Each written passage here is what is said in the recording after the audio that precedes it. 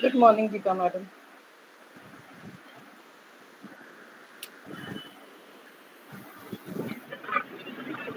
Very good morning to all.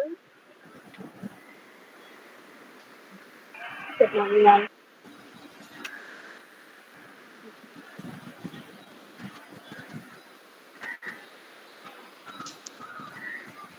Good morning, madam. Nikita madam, Divya madam. Good morning. Dear. Good morning, Vijay. Good morning, Namrata. Good morning. Good morning.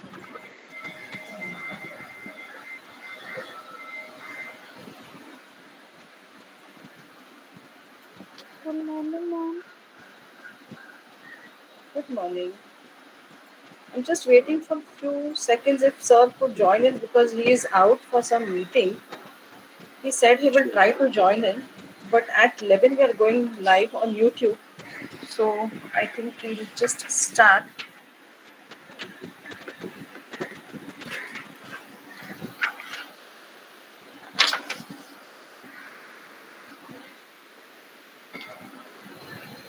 Hello, ma'am. We will be live in 2 minutes. Yes.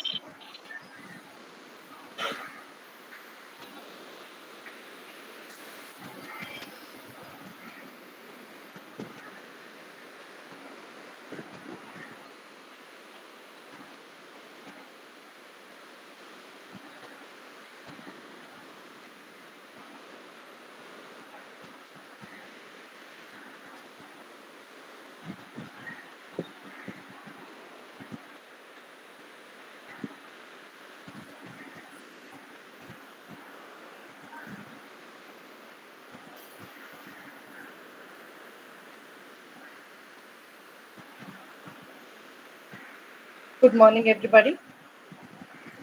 Myself, Dr. Nikita Naik, on behalf of Department of Microbiology, Elphinstone College, extend a warm welcome to one and all present here. It's a matter of great privilege and honor for me to welcome our Principal Sir, Dean of Humanities of Dr.Homi Bhabha State University, Dr. Vasant Piravi Reddy Sir. The speaker of today's webinar, Mr. Vijay Paspute Sir, and Mr. Pratik Ghar, my colleagues, my dear students, and student participants who are present over here.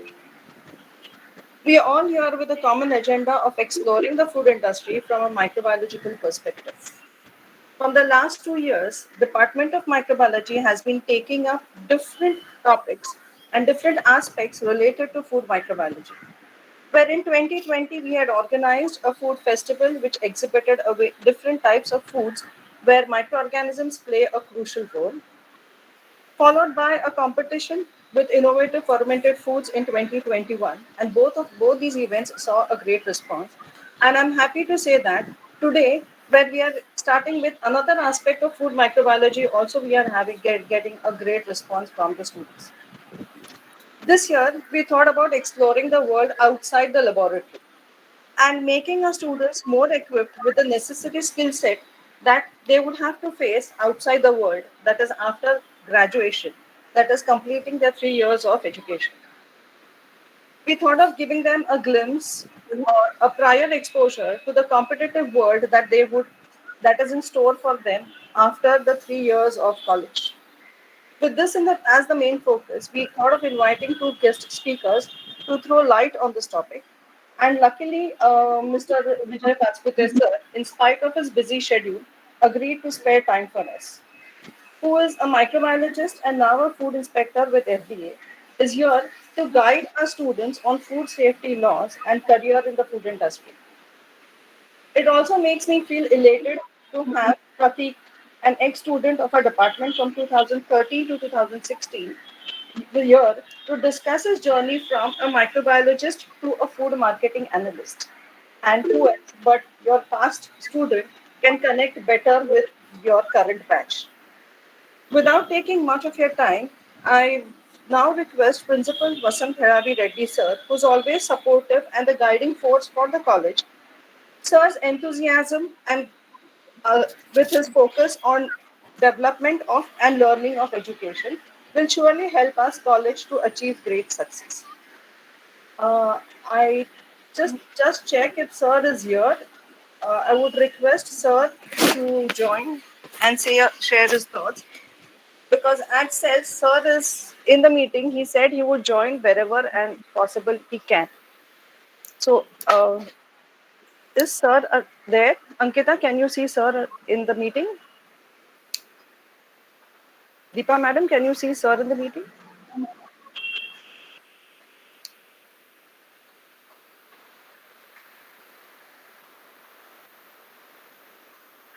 So as sir joins, he will share his thoughts. In the meantime, I request Ankita, a faculty member, to introduce the speaker because we have just 1 hour and sir has to share a lot of information with you all. So without taking much time, I can instruct Ankita to introduce the speaker. Ankita, over to you. Thank you, ma'am. Thank you, ma'am, for your motivating words. A very good morning to one and all. I am Ankita Jadhav, lecturer in Microbiology Department. On behalf of our college and Microbiology Department, I would like to welcome our today's speaker, Mr. Vijay Pachpute. Sir, it's our immense pleasure to have you here today. Before starting with our session, I would like to highlight some of the great achievement of the wonderful journey of Vijay Pachpute, sir. Sir has completed his master's in microbiology. He has also done MTech in biochemical industry. He has worked as microbiologist and a QC in charge for 2 years. He has served as HOD and assistant professor for BE Biotechnology for around 9 years. He has successfully cracked ICAR NET in agriculture microbiology. After that, he has also cracked MPSC in the post of Food Safety Officer in FDA Maharashtra and was posted to Mumbai. Currently, Sir is working as Food Safety Officer in FDA Ratnagiri, Maharashtra. I would like to hand over the mic to Vijay Satpute sir and guide us about the food safety laws and the job opportunity in food industry. Over to you, sir. Thanks for that short, sweet introduction by Ankita madam. Thanks to the principal of the college, Dr. Vasant sir, HOD Department of Microbiology, Dr. Nikita ma'am, my college mate Namrata, for giving me an invitation for this talk. It's more than around half a decade I have left academics, and now I am in the regulatory mode, more towards social cause to check the safety and hygienic quality of food. To start with, as of today, I always felt that microbiology syllabus was quite strong in technical content. Say, even if you ask any of our microbiology students what is the difference between food poisoning and food infection, or say if you ask what is the relation of botulism and clostridium, or say what is staph toxin and what is the role of staphylococcus aureus, what is oligodynamic action, everything our students are very brilliant in technical knowledge. But what about when you say regulatory aspects, say what are the laws on which our current Indian food industry scenario is pertaining to? Our food industry, what are the amendments, activities that are taken by central and state government? So what we students, what you students, when I was a student was doing is, I was neglecting those regulatory aspects. Even for my examinations of say industrial microbiology or food microbiology, I had a point, regulatory aspects of food. I used to neglect that point.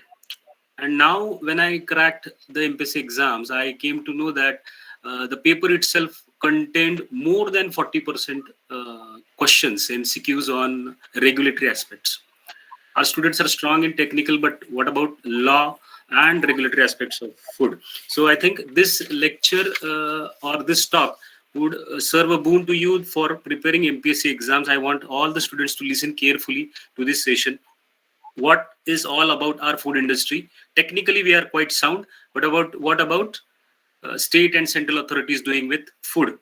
So to start with, our food industry, if you see, it comes under a act which is called as Food Safety and Standards Act. And this act, under this act, we have a body, Food Safety and Standards Authority of India. So this is the authority that gives you permission to run a food business, maybe retail, wholesale, manufacture, import, export, everything. Any food article that you consume through your mouth, it comes under FSSAI, Food Safety and Standards Authority of India. So this act, if you see, it was established in 2006, and in 2006 in India we had different laws related to fruits, related to edible oils, related to solvent extracted meals, and n number of things, meats and meat products. So in 2006 it was quite difficult to handle issues which were given to various ministries and departments. So they have altogether consolidated a single law, FSSAI, Food Safety Standards Authority of India, Food Safety Act 2006. And now FSSAI has come down with different standards for food articles.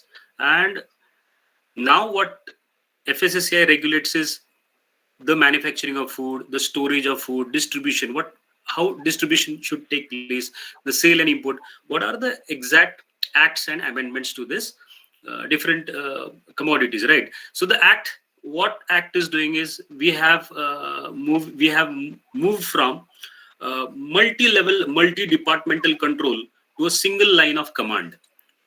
A single act will control all food articles. So if you see, this act is acting as a single umbrella. We have consolidated PFA Act, Prevention of Food Adulteration Act 1954. So if you see this act, the previous act was just like a policing thing. Means directly you command to the food business operators, you have to do this, you have to do that. Why didn't you do this? FSSA Act is an act in which we are training the food business operators, and we are making them to do. We are making them to do. So we had so many different acts under acts prevailing before 2006. For fruits, we had Food Products Order. For meats, meat MMPO. We say MMPO, Meat and Meat Like Products Order. Vegetable oil product order, edible oils packing order, solvent extracted oil. So many MMPO, milk and milk products order was also there. So all the different acts, they are now being implemented under a single act. And the ministry for this is Ministry of Health and Family Welfare, Government of India. Under this ministry, we have our FSSAI. So if you see what FSSAI is doing, so every time, means within a fortnight, say after 15 days or say after 7 days, we are having different amendments. We are framing regulations. Central authority is policy making and state authority is policy implementing authority. The central authority, what do they do is they frame regulations, standards, guidelines for food, for different foods. Say for example, if you say milk now, for milk, we have different standards for milk, say buffalo milk. For buffalo milk, we have SNF and fat content. For buffalo, minimum you need 6 fat and SNF should be 9. Say for cow milk, there are different standards: goat milk, camel milk, mixed milk, standardized milk, toned milk, double toned milk, skimmed milk, full cream milk. So there are different categories of milk that you see in the market, and every category of milk should fulfill the standards of FSSAI. Say if anyone is selling a camel milk, he should comply with the standards of FSSAI by having minimum fat of 2 and a minimum SNF of at least 6. If he is contravening any of this standard, he is going to be punished, or he is going to be compounded by the authority. So these are the standards. This is an example of standard laid by FSSAI. There are some foodstuffs. For example, if you see jalebi, if you see dhokla, even if you see farsan. So for this, you don't have any standards. You don't have standards. Such foodstuffs are called as non-standard food, but they should comply with some of the standards that are put by FSSAI. That what will be the limit of color being applied. Color should not be more than 100 ppm. There are some standard colors that are being approved by FSSAI. Only those colors should be used in food. Then FSSAI is laying guidelines for accreditation of certifying bodies, FSMS bodies. Then laying guidelines for accreditation of laboratories in Mumbai. In Mumbai only we have more than 30% accredited labs. I will share you the names of those labs. I have one slide in which I have mentioned that we have around 72. I have by mistake written 72 there. In India, we have around 190 labs. If you see all the states in India, we have around 190 labs which are NABL accredited. And national labs are around 14, of which I think 2 are ancillary labs, export inspection agency labs, 2 are ancillary, and for 12 are national labs which are accredited by FSSAI. I think of which one lab you might be knowing, CFTRI at Mysore. So that is one national lab. What FSSAI does is it provides scientific advice and support to central government, and it after advising, there is a scientific committee which frames the policy. What should be done? There were so many issues in the previous 2 to 3 years. Say, for example, we had an issue of Nestle having lead in it. We had an issue of this thing. Many things. I can't share some of the things, but I can say say for example, to share one, we had one company which used to sell Coke to their customers, and on the Coke cans were not having any kind of label. So there you should have a Coke contains caffeine in it. It is contravening the policy. So now you can see that yes, they have put labeled on the cones that they have caffeine. Then we also do collect and data, correlated the data, evidences of are there any incidences of food poisoning, contaminants in food? Are there any residues of various contaminants in food? Now only in the previous month we had a surveillance of jaggery. Around 3,080 samples were taken for analysis. Still, I think that is in the book. This thing still, those reports are to be yet to come. Then we create information across the country, so that public, the consumers, panchayats, etc., they receive rapid, object information about safety issues. What are the new concerns that FSSAI is coming up with? We provide training programs who are involved in food businesses. FOSTAC trainers are involved. For every 25 laborers, we have one FOSTAC trainer. We contribute to the food, sanitary and phytosanitary standards. We provide awareness. So this is all mandatory things that FSSAI is doing under Food Safety and Standards Act. If you see FSSAI, its administrative structure, we have a central authority consisting of about 22 members and a chairperson. And this is the head office at New Delhi. Shri Rajesh Bhushan is the current chairperson of FSSAI, and Shri Arun Singhal is the current CEO of FSSAI. That was the central authority. In state authority, Maharashtra, we have Parimal Singh, Shri Parimal Singh IAS officer, as the Commissioner of FDA Maharashtra. And under his noble guidance, we in every district implement the policies made by the central authority. FSSCI is located in 5 regions: northern region, eastern, northeastern region, western region, and southern region. We have different cities identified. In Mumbai, at Bandra, we have western region, where central authorities implement their actions. And our FDA office, its headquarters is located at Bandra Kurla Complex, BKC, Bandra East Mumbai. So we have different departments in FSSAI. We have RCD, we have food safety management system, we have risk assessment in R&D system. FSSAI is also laying emphasis on IEC division, information, education, communication. We have codex division, we have lab division, HR division. So many divisions are there. And I was speaking about this slide. Labs which are there notified by FSSAI. So in the state of Maharashtra only, we have around 29 labs which are NABL accredited, National Accreditation Board for Testing and Calibrating Laboratories. So if you see, I think the scope for these labs is most of the analysis done is on chemical and biological aspects, and only few, 2 or 3 labs, they are more concerned with microbiology. And that is the need of today's food scenario, that we need microbiologists in NABL accredited labs. Analysis of food should be done keeping microbiology in mind. So we have around 14 referral labs as well. What we do on field is we take samples of food in quantities prescribed by FSSAI, and as per the law, we send one part. We make 4 parts of food sample. We send one part of the food for analysis to any of these NABL accredited labs. Basically 29 labs which we have in Maharashtra, of which now we have in Mumbai and Pune, Nagpur, 6 to 7 labs now we are working in full-fledged condition.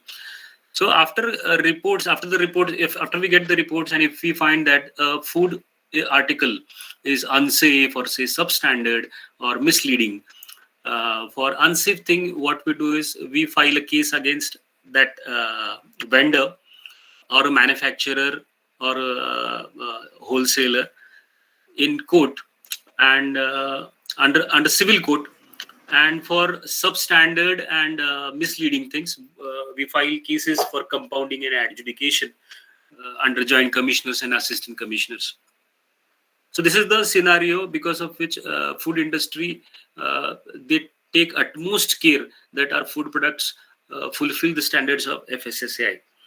So if you see about the Act as such, Act came into existence in 2006, and if you carefully read the Act, this Act has 12 chapters and 101 sections in it, of which some sections, say section 59, is for punishment. There we can have imprisonment. The one who contravenes the Act, he may suffer a rigorous imprisonment for 6 months and fine max up to 10 lakhs. So this is the best Act related to food. There are some food products which are prohibited by government of Maharashtra. Say gutka, pan masala is totally banned in Maharashtra. If we find any kind of this prohibited food article, along with our Act, we also implement IPC Act with the help of police department. We undergo IPC 272, 273, 328. 328 IPC is very rigorous Act in which there is an imprisonment for 10 years. So utmost care is taken by our food authorities that they don't sell food article. They don't keep food article with them. So you should be very thorough in looking with these sections. I had been asked in MPSC exams, do you know how many sections are there in our Act? How many chapters does our Act include? Do you know which Act is responsible for cigarettes? Kotpa Act is there for cigarettes. which sections would you apply. So this is all that we are not being taught in our microbiology, and this is very important. When you study technical, we are sound in technical, but what about acts and laws in food? So you should know what is COTPA Act, what is our FSSAI Act, Labor's Act, Meteorological Act. Then there is n number of acts. You try to read or try to create an interest in the laws which are related to food. Say for water, say I think in MPSC exams there was a question that which ISI standard is for packed drinking water. So I couldn't remember which standard was there. So immediately I saw a bottle kept on the table of the supervisor. I was sitting on the first bench and I just saw ISI 14543. Yes, that was the answer. So it came to that is the answer, 14543. Then for packed natural mineral water also we have IS standards 13428. So for packaged drinking water you require ISI standards. So what do you mean by ISI and what is BIS? So this is also been is not been taught in our subject. Or if you have only one line, BIS standards, Bureau of Indian Standards. What is BIS? How many food articles are covered under BIS? Say around 224 articles are covered. 19,000 standards are being laid by BIS. BIS comes under this thing, ISI. Where is the BIS office? Say, I think Hyderabad, Faridabad, in Faridabad, I think in Faridabad you have BIS office. So this is all that you should study with MPSC, UPSC exams. In FSSAI Act, we have rules as well. So rules, what actual rules are there? Just I said that for picking up a sample, we pick 4 samples and of which 1 sample is sent. What about remaining 3 samples? To have a natural justice to FBO, he might send one of the part to the lab, referral labs, and get it checked. So natural justice is also given to FBOs. So for which rules are laid down? What will be the modus operandi of implementing the act? What are the duties, moral duties of officers, chairmen? Everything is given in rule. So we have act, we have rule, and we have important thing, regulation. So up till now, the regulation number is increasing. Initially, we had license and registration regulation. Everything is given in that regulation booklet. We have standards and food additives. Which food additives should be used in food? Sodium benzoate, say for example. So every additive has been given. Anything which is not there in the regulation, that means that is not allowed in food. Right? Then food safety standards, prohibition and restriction sale. What should not be sold? You should not sell loose oil in a grocery shop. Right? So grocery shop should not include loose edible oil. It should be in a packed condition. This is prohibition. Right. So just I said pan masala, it is been prohibited. Then packing and labeling. What should be the principal display panel of your packet? What should it include? I have one slide, I think, for packing and labeling. Which contaminants, toxins and residues, physical, chemical, biological residues, they may make the food unsafe. So in that case, you have to go to the court after filing a case on it. Then what are the different laboratories, NABL laboratories, sample analysis should be done. What is the quantity of sample taken? Everything is given in the standards. A new challenging regulation, which is of nutraceuticals, is being given with food as well. So food in FDA, it was that only grocery shops, hotels, restaurants, food industries, they were of quite concern to food. But nowadays medical field is also quite interesting one, and we are having a responsibility to check for health supplements, nutraceuticals, dietary uses, infant foods, functional foods, novel foods. So to which food will you call novel, to which food will you call nutraceutical? Everything you will find in the regulation of nutraceuticals. Then how should a food been recalled back if it is not been fitting into the standards of FSSAI? What is the exact procedure? How will you do mass communication? So everything is given in food recall procedure. What import regulations are there for non-specified food and food ingredients, means for which no standards are being laid. What regulations should be given? Say, for example, when I joined Ratnagiri, in Ratnagiri, there was you had large ample of shops related to excise department, toddy shops. In Marathi, we say tadi. So we have standards for toddy, which includes acetic acid, tartaric acid, and alcohol. The standard is the alcohol content should not be less than 5%. It should be more than 5%. Then only you'll call it as toddy. On analysis of some FBOs, we found a content of chloral hydrate in that toddy. So chloral hydrate is a sedative. Chloral hydrate is a sedative that gives you sedation, right? So that is illegal, or that is not approved in food. So in that case, we filed an FIR with the police station, and now the case is running in court. So this is what you should know whenever you go, whenever a microbiologist or a chemist or a botanist, say any biological field student goes there, he should be well aware of his technical aspects. So when I see, say, Indian sweet, so we have aluminium, we may have silver foil on it, but there are some bakers, they may mislead you by putting aluminium foil. So that is also illegal. Then take the samples and file a case against them. So this is what you should know on field whenever you go. Presence of mind. Yes, I think it is not this foil. Which foil? Silver foil. It is aluminium foil. I'll take the sample. On the spot, you have to take the sample. You have to analyze which sample will be having a fault. Directly you take the sample and you can file a case on him. So we have another regulation of organic food. There are so many food business operators who claim that their food product is organic. To be called as an organic, there are so many standards. Your field should be also organic.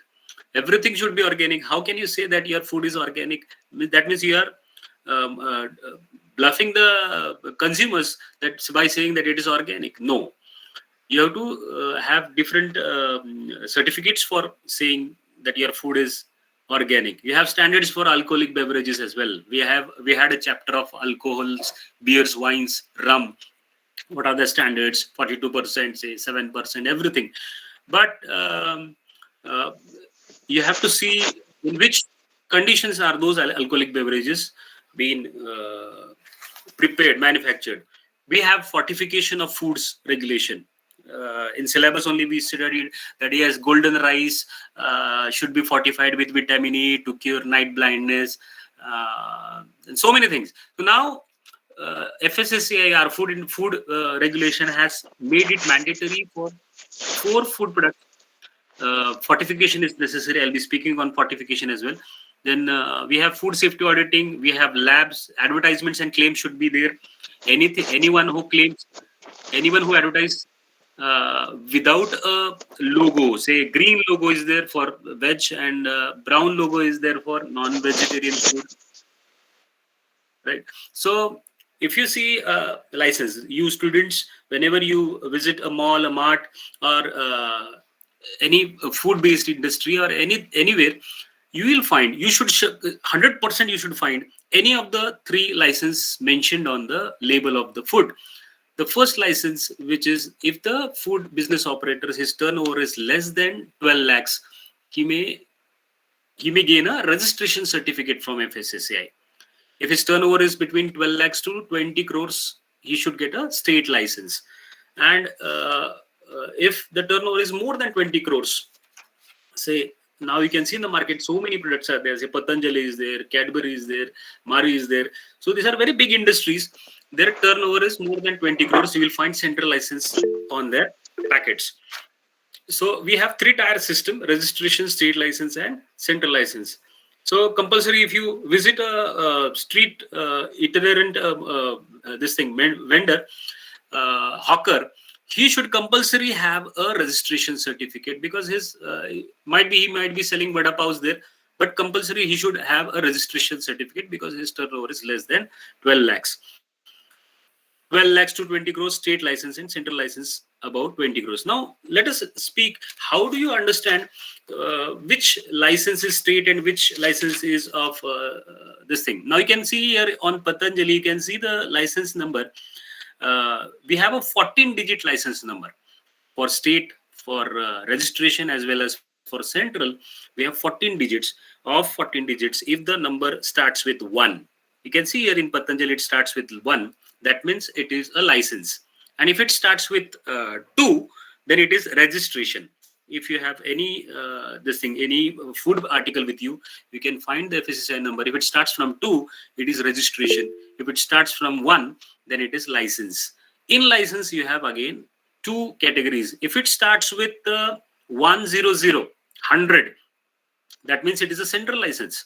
100 is a central license. And if it starts with say 1 and then we have a code, say 01, 02, 03, 05. For Maharashtra, it is 15. So in Maharashtra, it will start with 115. 115. So whenever you see 115, that indicates yes, it is related. The food article is related with Maharashtra state. 115. And the next is, I think here in Patanjali you can see 12 here. So next two digits,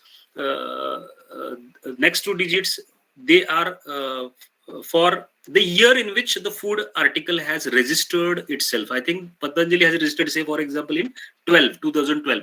This photo is quite older one because we have licenses given for 5 years. So I think this fellow might have renewed it. I have taken the image from internet. So this license is quite older one. He might renew the license.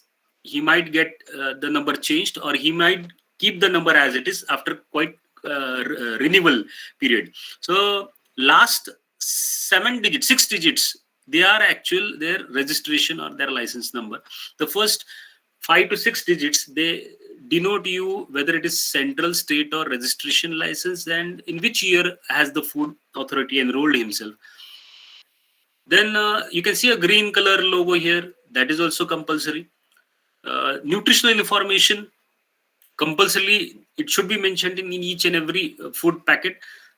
Say when I eat something, I will not take the name of any product. When I eat something, I should look for calories in it. By eating 100 gram of this thing, what amount of calorie do I get?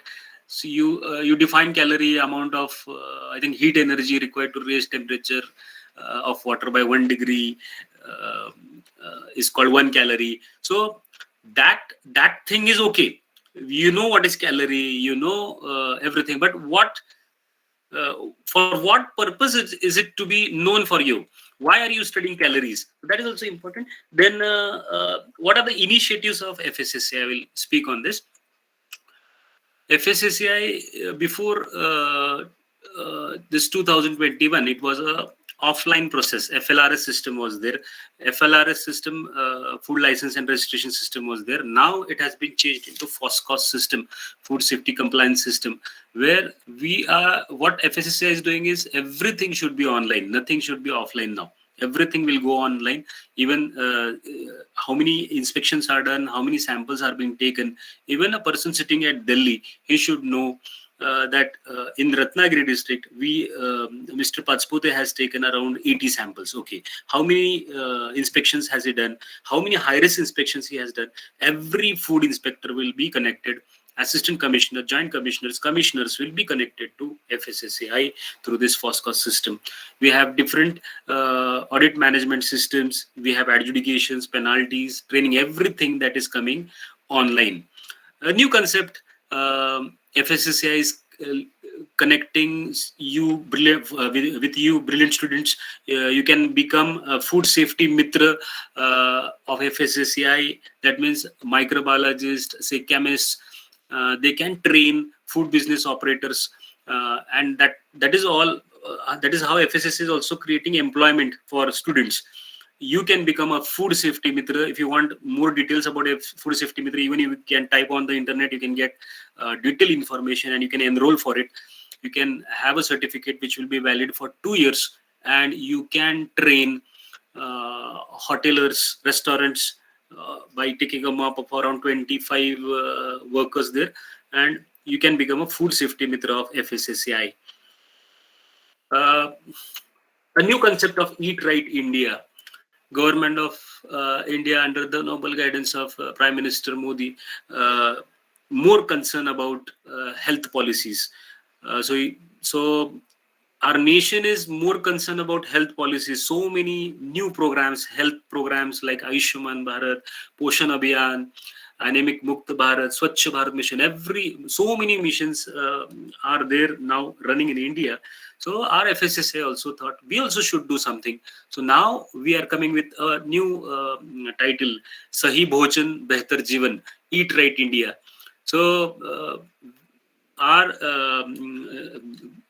citizens, they are suffering from so many diet related diseases because of the misbranded food, adulterated food. So whole of the society, to keep a whole of society safe and sound, we have come up with Eat Right India. So under this Eat Right India, there are cluster certifications. We have Clean Street Food Hub. Say now in Mumbai, say Girgaon Chowpatty. In Girgaon Chowpatty, we may have around, say, around more than 50 hawkers on that seashore.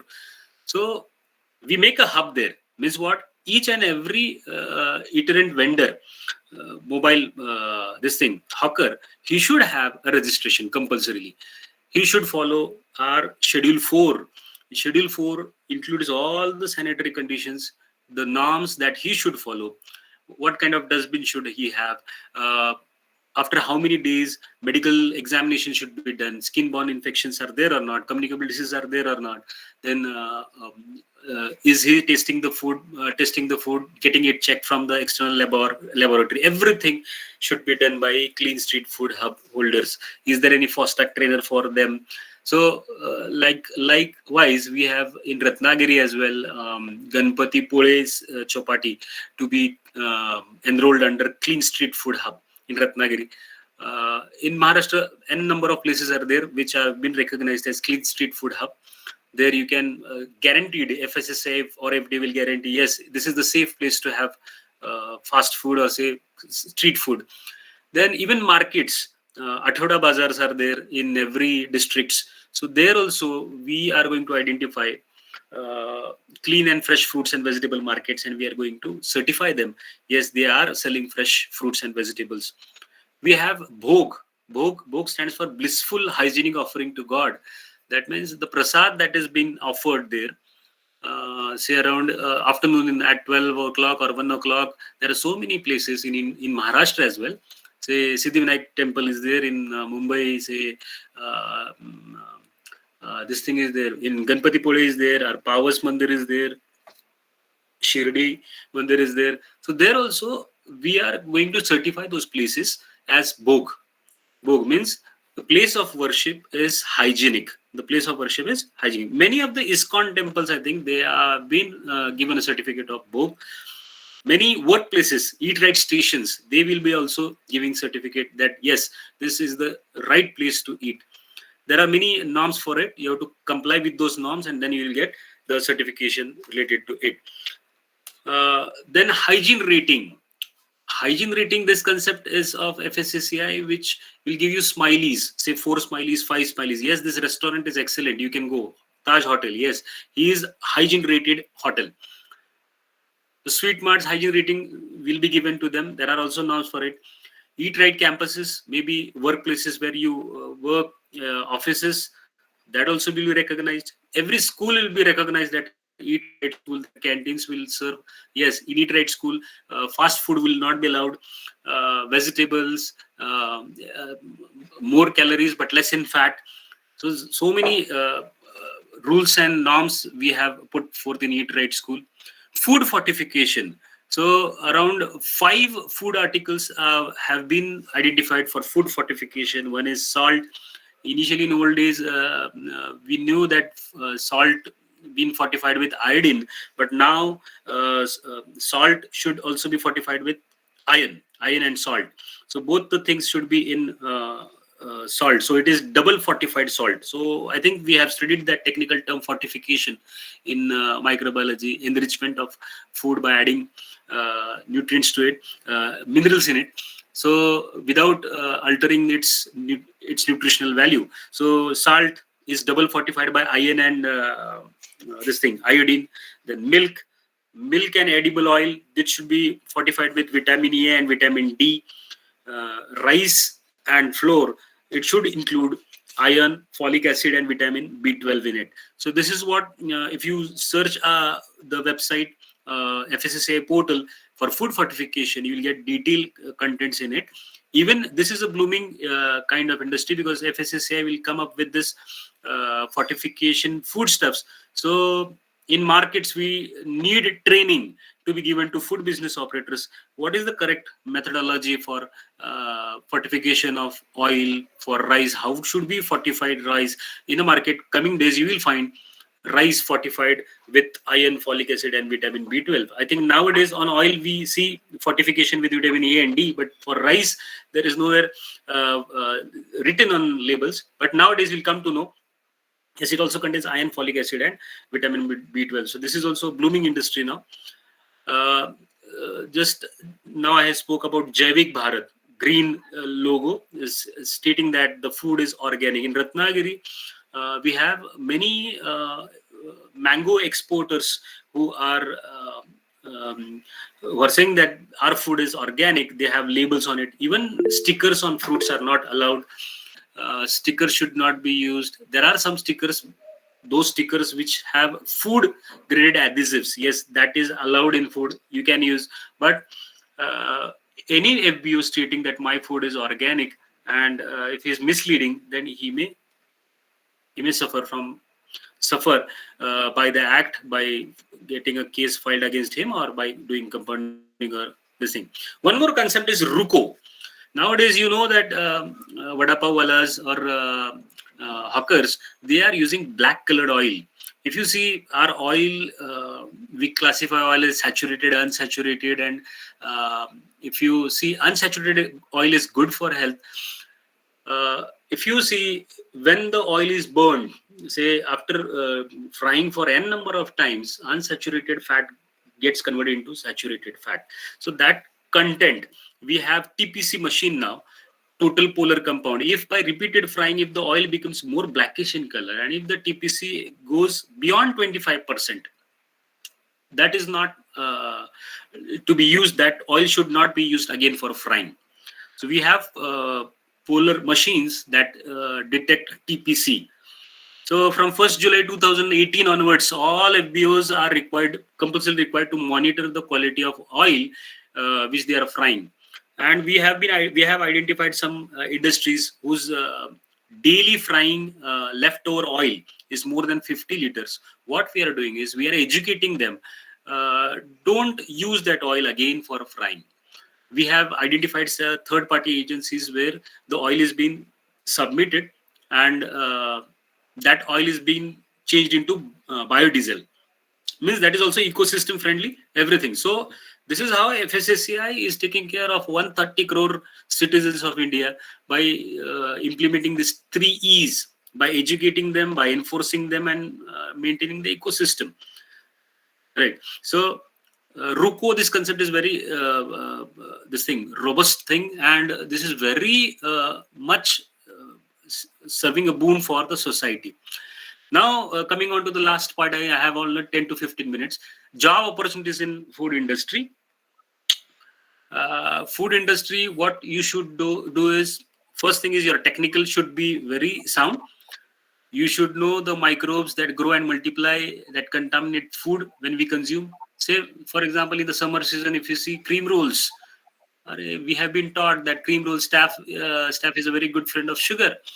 In summer season, spring season, there is a chance of having staph toxin in it, and those bakeries, they show off their food articles on the glass panel. We have temperature there, staph will be growing there. You can take toxin. You should avoid, and you can just ask him. You don't put those food articles directly open to sunlight, right? Then you should know the knowledge of different genera of organisms. And so first time when I was being posted in food industry as a QC, I was appointed as a microbiologist. There I was supposed to look after that Listeria monocytogenes. Yes, Listeria monocytogenes, which caused meningitis. It is a fish industry organism. So I think we did well, and we found out that organism, from where the organism came, how did it survive 2 ppm chlorine food dip, everything we found out. So this is what you should have. Then knowledge of various techniques you should have for preserving food. HPLC, TLC, these are all techniques that you have, but detecting minute contaminant, which technique should you recommend to the lab analyst? This is also important. Understand different spoilages, different fermentations, different foodborne diseases. Then understand, very must thing that you should understand national and international food safety rules and regulations. What is food safety management system? Then different tools of MRA.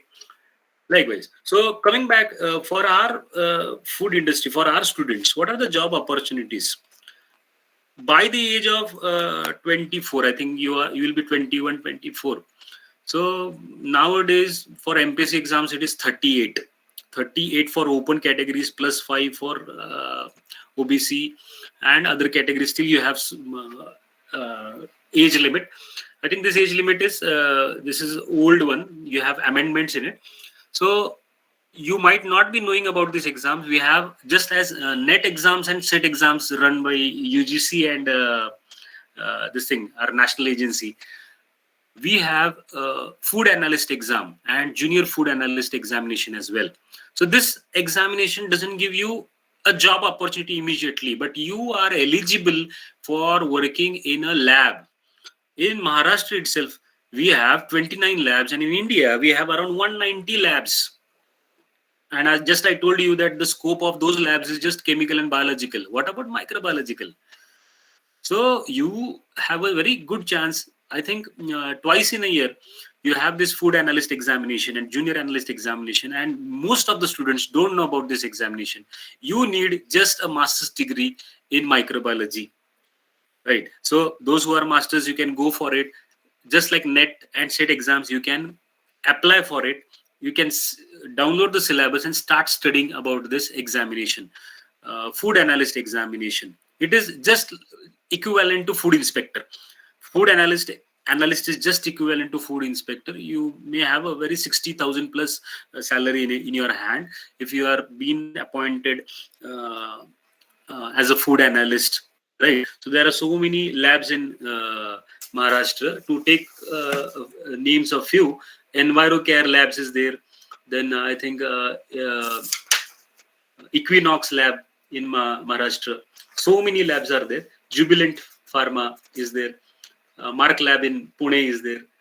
Geochem Labs in Mumbai. So we have so many labs, and there we send samples. For a single sample, around 5,900 rupees are being allotted for checking those samples. And there you should have a thorough knowledge of those tools, blotting techniques, everything.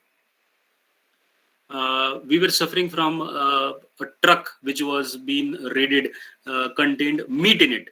That meat couldn't be identified whether the meat is of cow or a buffalo or a goat.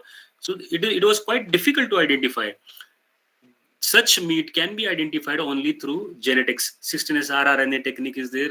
You can go for DNA sequencing, and then only you will identify whether the meat is of cow or buffalo or ox or anything else. So this is what are the consequences, the difficulties that we face on field, and for which food analyst's role is very, very important.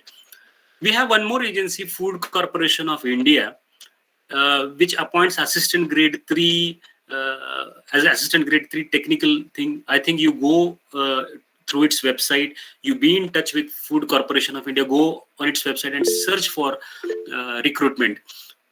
Right. So you can see you're also eligible if you have BSc with microbiology. I have made it bold. Food science, botany, zoology, everything you have in Food Corporation of India. National Dairy Development Board also recruits microbiologists. So there also, if you have a master's degree, you can immediately go there and you can be appointed. There also you have very good packages. Anand Milk Unit is there. That also recruits, I think, many students. Say in Gujarat, I think Amul Dairy in Anand, that also recruits through NDDB. Then this thing, Central Silk Board. Yes, I forgot to mention here. Central Silk Board is also there. Central Silk Board also recruits microbiologists there, even entomologist, microbiologist, botanist. Central Silk Board. Then MPCB is also there. Maharashtra Pollution Control Board is also there. There also you may be recruited as you may have to look after ETP plants. There you go for BOD, COD. That also part has been studied in microbiology. Then in MPSC exams also you have a range forest officer. You can go for range forest officer if you have chemistry, botany, zoo. You can go for excise inspector as well. Excise inspector, which looks after alcoholic beverages. Excise inspector, forest inspector, food industry. In our department, as of now, we are near about 250 food inspectors. Only 250 food inspectors in Maharashtra, and that ratio is quite low. So in coming days, I think government will be looking for food inspectors as well. So you try to prepare for your exams, go thoroughly through a technical thing, and side by side, you also go and sit in a court, see the proceedings in a court, how long the court runs, what kind of acts are there in prevail in our this thing. Look how judges the judgments given by a public prosecutor and FBO's this thing, and study something from it. Go outside and look. Technically you are sound. Give some time for extracurricular activities. I'm not speaking about sports and all those things. I'm speaking about extra technical, non-technical content apart from your food. So I think I'm really thankful to HOD ma'am, to Namrata, to the principal for giving me time and sharing my views. If you have any doubt, if you have anything, you can just mail me. You have a number, and if you have any doubts, you can even speak. I think we have 5-10 minutes still. Yes, over to you, ma'am. Yeah, thank you, sir, very much. Very informative. आपण बोलण्यापेक्षा मला वाटतं there are some questions which are there. Ankita ma'am, can you just take some questions so that the doubts can be solved? Yes, ma'am. Sir, we wanted to ask you if people are really preparing for this entrance exam, which all books they will refer. Now, just as I spoke with Nikita ma'am, everything is on your click. You can go through the website directly. You can go with FSSAI, foscos.fssci, FOSCOS dot FSSAI, FOSCOS. I'll just type it here. I'll just chat Yeah. here. foscos.fssai.gov.in. So this is the website. There you can go and you can you have education material, you have manuals related to this, you have syllabus, you have content, everything is open. Thanks to RTI 2005. Everything is there on our website. Oh, great. Sir, I Sir, have one one more question. Yeah. When a food is labeled as organic, because now we get to see many of these organic foods in the market, especially in the high-end malls. So when they say organic, what does that actually mean? When you say organic, And what kind of is the, I mean to say, is the farm on which they are grown and they are cultivated, that is also being taken care of? Are the toxicity Yes, tests which are required to be done is also being taken care yes, of? And only yes, after that they get the organic label for them? yes. You're right that everything, right from harvesting, right from harvesting to processing, everything should be done under organic, and that organic certification is not given by FSSAI. It is a third party that gives the certificate. But when once you get the certificate, what FSSAI does is FSSAI gives permission to put a logo on it, Jaivik Bharat. If you find Jaivik Bharat logo on it, yes, it is organic. That to be called as organic, we have another this thing APEDA related to agriculture. So they are being accredited for issuing those certificates of organic thing. NPIOP, APEDA, I think Agricultural and Processed Food Products Export Development Authority. That agency gives certificate for organic foods, and that agency creates audits, checks whether the field is organic, whether the ingredients that are used are organic, whether it has been checked from accredited labs. And once that certificates are there, then they have a chance to use a logo, Jaivik Bharat. So we found so many food products using Jaivik Bharat. Say, for example, we had a drive to check whether they are using a Jaivik Bharat and they don't have any certificates given by APEDA. So this is how you have to check. You have to see for Jaivik Bharat. Okay, sir. So you do a kind of a auditing for it, whether they are actually putting it or not? What we do is we just check, physically check. Okay, you are using Jaivik Bharat. Okay, show me your certificates given by APEDA. Okay. If the validity is there, then only you can use, and you can say it is organic. If not, no, it's not organic. Without organic, you can't even say it is organic jaggery. You can't use the word organic. You say plainly it is jaggery. Okay. Sir, one extra question. Like majority of some of the students, after their BSc in microbiology, they do MSc in life science or biotechnology. Can these people also apply for these exams? Are they eligible for sure. it? Yes, sure. They have a base of BSc microbiology or biological science. They can also apply to any of the exams. Okay, sir. Yeah. Now in our food industry as well, we have BMS doctors, MBBS doctors being appointed as food inspectors. Oh, so the competition is very high. Right. The competition is very high, and we have around 4 to 5 doctors which are food inspectors now. BMS, BHMS. Oh, great. And sir, for the QC in food industry, so for that also they need to have that exams, or it can be like after masters they can do QC in food industry? Yes, but after masters you can do, but whenever you have been appointed in any government related agency, or say for example in FSSAI related lab, it has been mandatory. Do you have a certificate of food analyst? I need you to appoint that candidate in a government this thing. You should have food analyst certificate. Okay. So the entrance exam will do, or is there any other diploma course available? No. Entrance exam will do. By plain you are having a BSc microbiology, you can go for entrance, crack the entrance, just like NET exam and SET exams. Once you crack, you have a job of assistant professor. But now I think it has been amended that you should also have PhD now. PhD, yeah. But in food industry, you come with the certificate, you will get the job. Sir, few of the students are asking, is there any internship available directly? Internship, I think I have to look into it in food industries, and then maybe that differ from company to company. Company to company, yes. Some of them may give you, some of them may not, and it's very sad thing to say that in Maharashtra now we have 250 food inspectors. Hardly 3 to 4 are microbiologists. Hardly 3 to 4.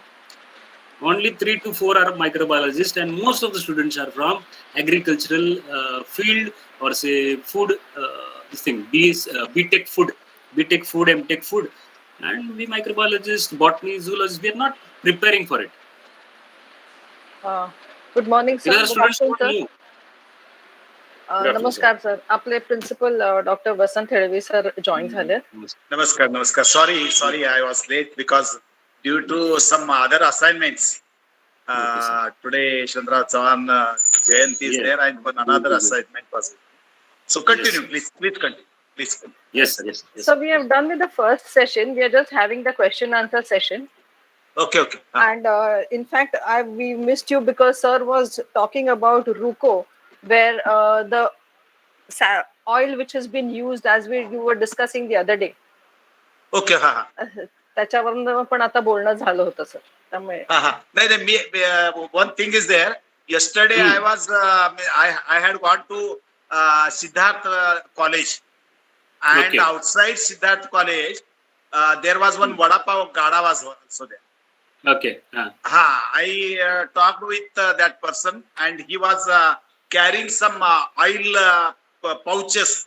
Fortune या कंपनीचा जो तेलाचं packet आहे ते होतं, आणि मी आणि along with me one another person was with me तिथला वडा घेतला आणि खाल्ला. त्याच्यानंतर त्याला विचारलं, सर चर्चा केली. I talked with that person, what you do about remaining oil.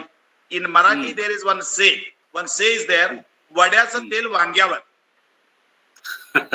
Means used oil for one purpose is again used for other purpose. That is the means say, वड्याचं तेल वांग्यावर.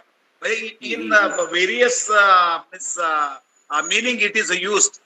पण एक गोष्ट अशी आहे की लक्षात येते, जे तेल वापरलं जातं तळण्यासाठी, तर ते that oil is reused. But afterwards, some residue remains there, and that residue is thrown. म्हणजे मला त्यांनी सांगितलं की हे तेल जे आहे ते तेल आम्ही फेकून देतो वगैरे असं त्यांनी सांगितलं. मी विचारलं त्यांना, what is the means amount of oil which you throw it. तर त्यांनी सांगितलं की साधारणतः 15-20%, 15% वगैरे जे आहे ते कळकट मळकट तेल होतं. बरोबर. That is not good for use. तर ते जे आहे ते येतं. If we collect it, and in South Mumbai there are so many stalls are there, म्हणजे रस्त्याने स्टॉल्स आहेत, आणि त्याचबरोबर hotels, big hotel industries also there. If we collect used oil, म्हणजे edible oil, that can be used for production of biodiesel. Biodiesel साठी आपण वापरू शकतो, आणि it is a very simple technology. म्हणजे ट्रान्स एस्ट्रिफिकेशन वगैरे ज्या गोष्टी आहेत, तर ह्या खूप चांगल्या गोष्टी आहेत. आणि one another thing is that we are very lucky, means agro based industry, specially sugar industries are there, and sugar industry the by product actually it will be in future main product as Brazil. Ethanol is there. तर ते ethanol वापरून ethanol can be used as a biodiesel as well, means substitute for diesel. And one another thing is that ethanol is used for esterification. म्हणजे trans esterification जे करतोय आपण, means exchange of means groups, म्हणजे alkene groups जे आहेत ते एकमेकाला आपण exchange करतो. आणि हे जर असं केलं तर त्याचा ऑक्टेन नंबरही वाढतो. दुसरी गोष्ट, it becomes a good means fuel, and we also save diesel, petrol. आणि right now we bring it from, means we import from various countries. Gas आहे, बाकीच्या गोष्टी आहेत. तर याही गोष्टीकडे आपण लक्ष द्यायला पाहिजे. आणि आपल्याकडं खूप चांगली मंडळी आपल्या संस्थेत आहेत. एल्फिन्स्टन कॉलेजमध्ये प्रोफेसर निकिता नाईक आहेत, तर त्याचबरोबर प्रोफेसर चौबळ मॅडम आहेत. अजून एक सहकारी माझे जे आहेत, ज्येष्ठ सहकारी माझ्याबरोबर आता सध्या बसलेले आहेत, प्रोफेसर धामनसकर जे आहेत, ते सुद्धा केमिस्ट्रीचे आहेत. तर आम्ही एक असा विचार करतोय, means I appeal to all the participants from our institute and other institute. We will make a means it is my suggestion, I appeal you, की एक क्लब किंवा एक हे करायला पाहिजे की हाऊ मीन्स म्हणजे जॉब ओरिएंटेड एंटरप्रिनरशिप किंवा हे वेस्टेज जे आहे ते वापरून आपल्याला we will save the foreign exchange also, म्हणजे आपल्याला बाहेरचे मागवण्याच्या पेक्षा इथं आपल्याला काही करता येईल. बरोबर. आणि हे फार अवघड नाहीये. If you visit to YouTube, you will get number of biodiesel projects, and someone Sandeep Patil is in Gujarat, and he gives a various plant machinery for that. तर या गोष्टीचा आपण उपयोग करून घ्यायला पाहिजे. आणि महाराष्ट्रात I have already talk with sugar industry म्हणजे इथेनॉल. परत दुसरी गोष्ट म्हणजे काही गळीत धान्य आहेत, कडधान्याच्या बरोबर ते पण आहे, तर त्याचाही उपयोग करता येईल. One more thing is that maize production is also very large, and maize is very cheaper. म्हणजे जे मक्का म्हणतो मी आपण, तर अगदी hardly it's cost goes up to 20-22 rupees, but mostly it contains more than 60% starch, आणि starch can be converted into ethanol, हे आपल्याला माहित आहे. तर भविष्यकाळात तर म्हणजे आपण जे करताय मला माहित नाही, मी दोन आपण नक्कीच यांच्या बरोबर कोलॅबोरेट करू. तर आपल्याकडे काही जे लोक आहेत, आपण स्वतः आणि कोणी दुसरे असतील तरी आपण जॉईन करून घेऊया. आणि आमच्याकडे जी काही एक्सपर्ट मंडळी आहेत, प्रोफेसर धामनसकर, निकिता नाईक मॅडम आहेत, चौबळ मॅडम आहेत, आणि त्याचबरोबर आपल्याला विद्यार्थी पण मिळतील. आणि we are in such a place that this is a means world's one of the elite place, म्हणजे हे आहे म्हणजे साऊथ मुंबई. तर या दृष्टिकोनातून बघूयात. आणि now our is a university, we will also have economical support from RGSTC and various agencies also. तर आजच मी सकाळी एक SME जे आहे बॉम्बे स्टॉक एक्सचेंज, त्या कार्यक्रमात मला इन्व्हाइट केलेलं होतं, मी तिथं गेलेलो होतो. तर एंटरप्रिनरशिप साठी खूप मोठ्या गोष्टी आहेत. म्हणजे तिथेही मी बघितलं काही लोकांना काहीच टेक्नॉलॉजी माहित नाही, आपल्याला खूप चांगलं माहित आहे, तरी ते म्हणजे सक्सेसफुल होतात. या निमित्तानं म्हणजे मी सगळ्यांना आव्हान करू इच्छितो. I appeal that in future also we will be connected and we will be in group. आणि त्यावेळेला बघूयात. एवढंच मी या प्रसंगी सांगतो आणि माझे 2 शब्द संपवतो. खरं तर मी म्हणजे माफी मागतो आपल्या सर्वांची, कारण मी हो ठीक आहे. नाही, ते माझं काम आहे, कारण कशामुळे ते लेट झालं ते बाकीच्या गोष्टी. तर thanks a lot. Thank you sir. आपण पुढे कार्यक्रम सुरू ठेवण्यात यावा एवढीच विनंती आहे. Thanks a lot. Thank you sir. May I request Disha to give the vote of thanks? Thank you, ma'am. A very good afternoon to one and all present here. I'm Disha Patki, student of TYBSc Microbiology. It's my immense pleasure and privilege to deliver a vote of thanks on the event Micromania 3.0 on behalf of Department of Microbiology, faculty members and the students of the Elphinstone College, Mumbai. I would like to express my sincere gratitude to our distinguished speaker, Shri Vijay Pachpute sir, for sparing his valuable time and enlightening us with his commendable talk on food loss. Thank you, sir, for clearing our concepts on food loss and enhancing our understanding on how these laws are really implemented. The job opportunities that you have mentioned in your talk and the guidance on MPSC exam would definitely help us in our future to create a great career in food industry. Thank you so much, sir. We have absorbed a lot of knowledge today, which would definitely help us beyond this webinar. Thank you, sir, for adding glory to our event. We all are honored by your presence today. Thank you so much.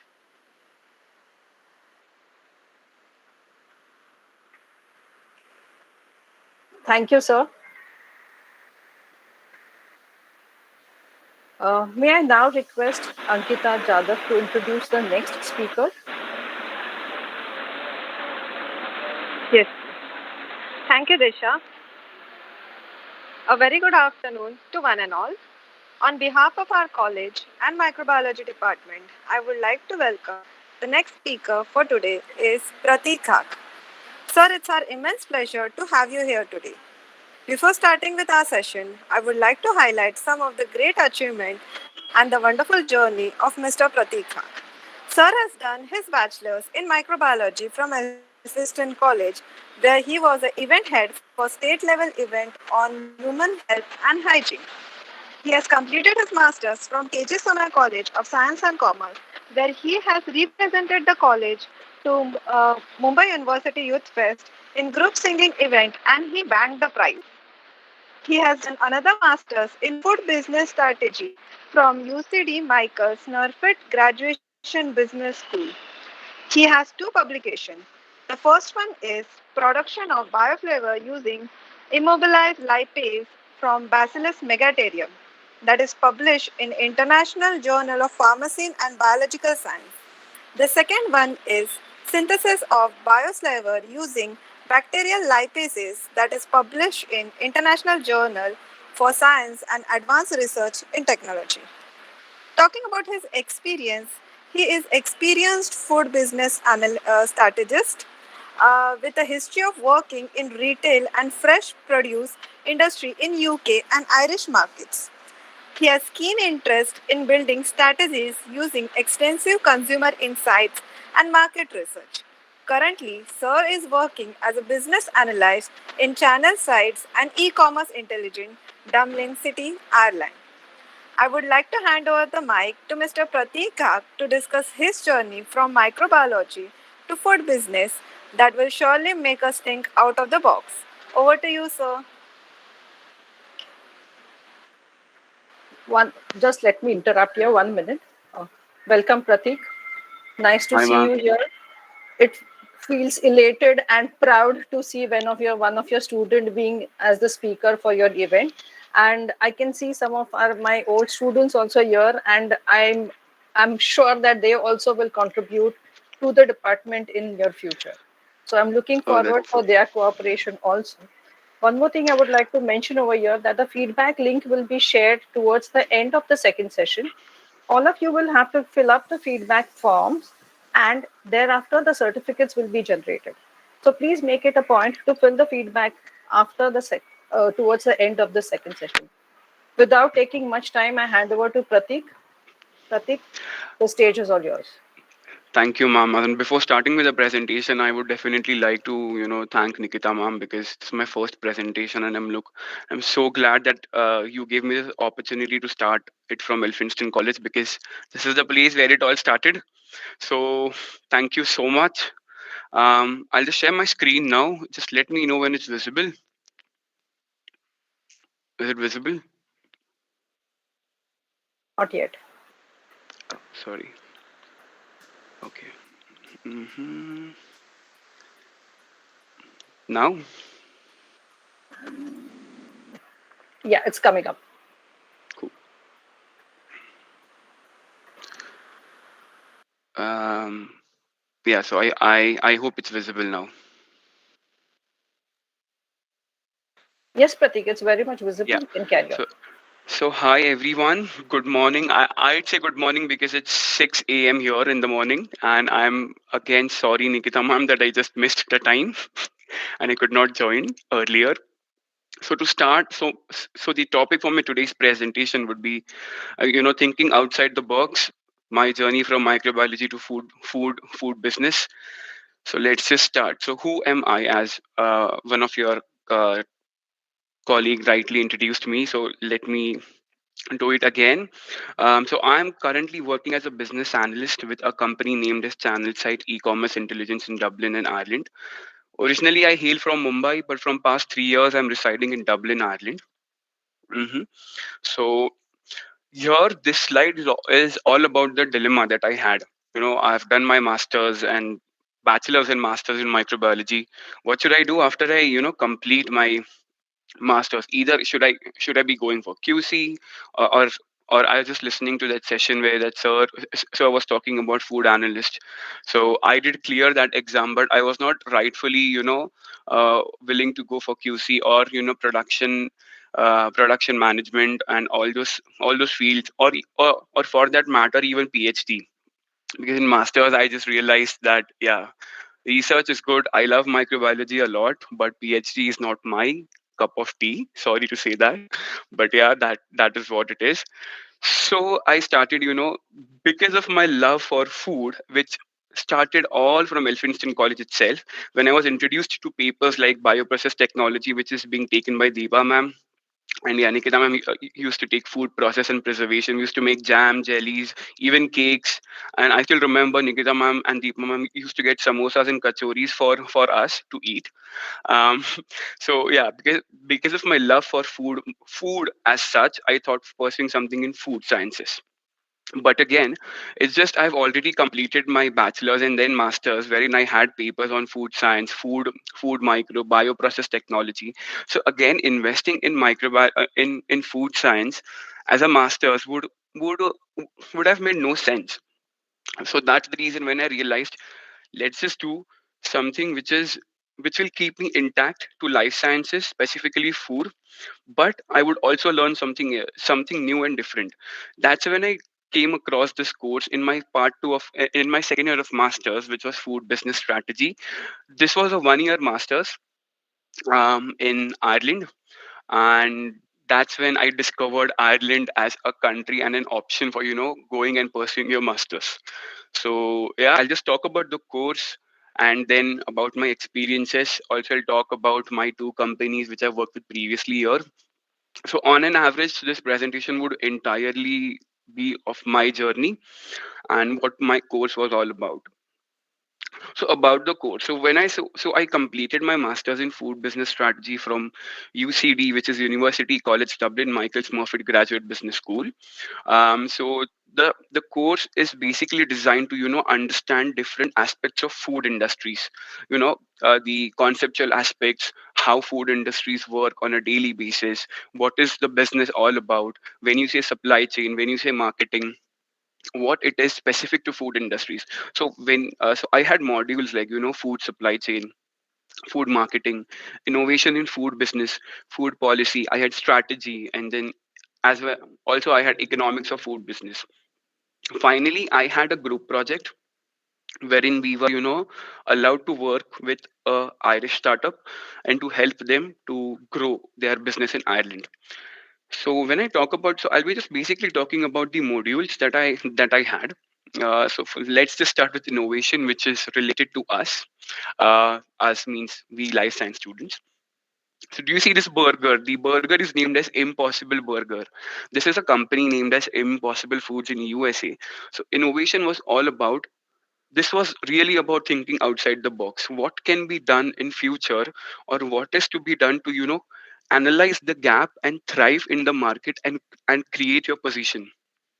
So which was all about research. This was all about literature, what is being done, and entire literature review that we do in our masters, that this is being done, this is the gap, and is the gap genuinely needed there, is this a business opportunity, or if I'm developing this product, will it benefit me, because ultimately it lies down to, is my product selling or not, is it worth selling, will the market accept my product, and why my product should be accepted.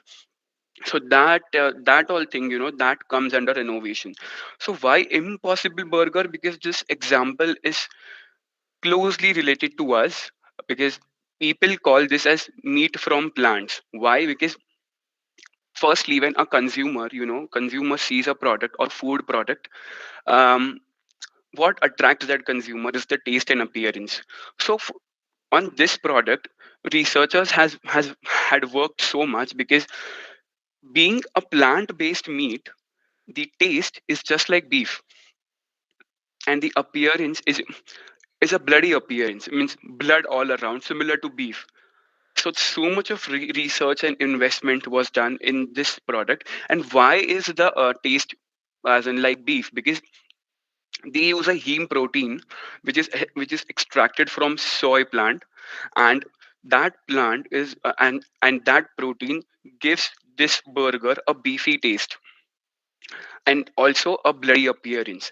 So a experiment was done at Burger King in USA, wherein the beef burgers were replaced by plant this Impossible Burger, and people could not make out, is this being a plant-based burger. So this is what innovation is all about. Also, recent techniques of hydroponics or vertical farming, wherein you are looking for sustainable growth in future. That is an innovation. So doing something which will definitely benefit the market is what innovation was all about, and which was very interesting to me because this was close to my subject, which is microbiology. So I'll move forward. So now food supply chain, a very interesting topic, because we see that products are being made on a daily basis. Customers, when we visit a retail store like Nature's Basket or DMart, we do not see that any of the shelves are empty. Why is it so? I said, from farm till store, how the chain value works. It's all about farm. Would just if I just see this example, which is all about process and events. So what all events do take place? One is from producer level, it goes to the manufacturing plant. From there, either it is processed, either it is packaged, or if it is a fresh produce, it is just packaged and sent to the distributors, warehouses, and from distributors and warehouses, it is sent to customers or through any online channels and whatnot. But there are some major aspects here, wherein we have to focus. If manufacturing and warehouse is not working efficiently, we would lose out on our stock. Customers won't get anything. And also at a brand level as in, when with respect to a particular brand, when I know that I buy Maggie or every day, if I see Maggie's out of stock, I would change my preference. As in, definitely I'll just try it 2-3 times to get Maggie. But if that product is not available at the shelf store, I would definitely switch to a different brand, and that decreases your brand value. That also decreases, your as in that. Sorry, there's a switch in terms of product, and which a company cannot afford. So supply chain is supposed to be consistent throughout, whatever the situation may be. If there are issues, currently COVID was happening, and also the Ukraine thing, which is going on, still we are getting products. Why? Because every time, um, their BCP, as in business continuity plan, or something or the other, is being maintained, through which products are supposed to reach out to customers to maintain brand value, and companies to not lose business. So when I say a retailer, this is for so that was about brand value. Now I'm talking about how to maintain your stocks. So the topics or different things which I learned in supply chain was about forecasting, was about replacement replenishment. Forecasting is all about, if I am a retailer and I've sold my and I sell products on a daily basis, I should know when my products would finish, and at what time should I order the products to maintain that stock level. If I'm not able to analyze my sales, I won't be able to reorder and replenish the products, is what supply chain is all about. hmm So also, what to order, how much to order. I shouldn't be wasting there, because if I waste, that is my loss. No, nobody will suffer that loss. I will suffer that loss. So performing stock counts as in daily counting my stock and keeping a track of how much is required, what is expired, what is to be ordered again, how much is supposed to be ordered. So that all thing I have learned under this topic or module, which was supply chain. Also, when when we talk about processed foods, it has a larger shelf life, and you can manage it very well. But when we talk about fresh produce like fruits, vegetables, meat and dairy products, so those products have very stringent sort of a shelf life, as in can extend up to 15-20 days, or and for fruits as well, it is just 1 week. But when we talk also, so for fresh produce, you have to be very particular with analyzing what what is your stock count, how much to replenish or reorder. If Because wastage would also be more in fresh produce, so that is also supposed to be managed. And countries like Ireland, if I give you an example, mostly they import products. Ireland is a dairy producing country, but then when in terms of vegetables and fruits, they import it from different countries like Italy, Germany, and that's how where food miles happen. Food miles is mean how long has my food traveled, and that cold storage temperature maintenance and if that product has arrived, the quality is perfect, and everything is supposed to be checked under supply chain. So this was very interesting for me to learn about food business, because it is from producer to retailer level.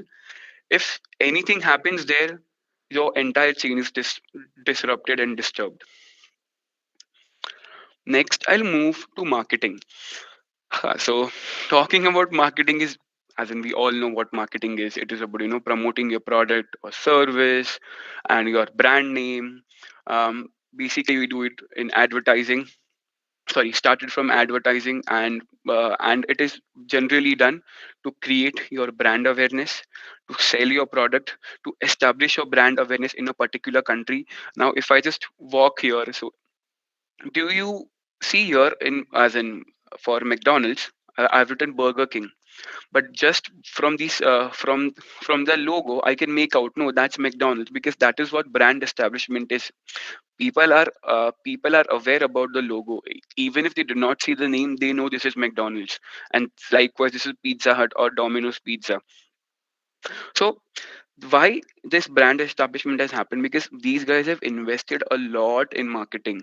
These guys have created their brand in different countries and established themselves, that now even if they do not market, which they do definitely every day and every time we do see ads, they know what their sales would be. So basically, in all these modules, we had case studies. Case studies are all about from Harvard universities for marketing, for strategy, for innovation, how companies were working throughout. So when I talk about types of marketing, I'll be very brief here. It is all about word of mouth, which we do always. If I like a product, I go and tell someone else, okay, this is a good product, you should try this, and that's how it happens. And but word of mouth is particularly related to the quality of product and what that product carries. Mhm.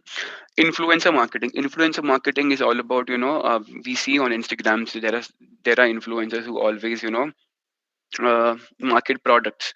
So that has become a fad,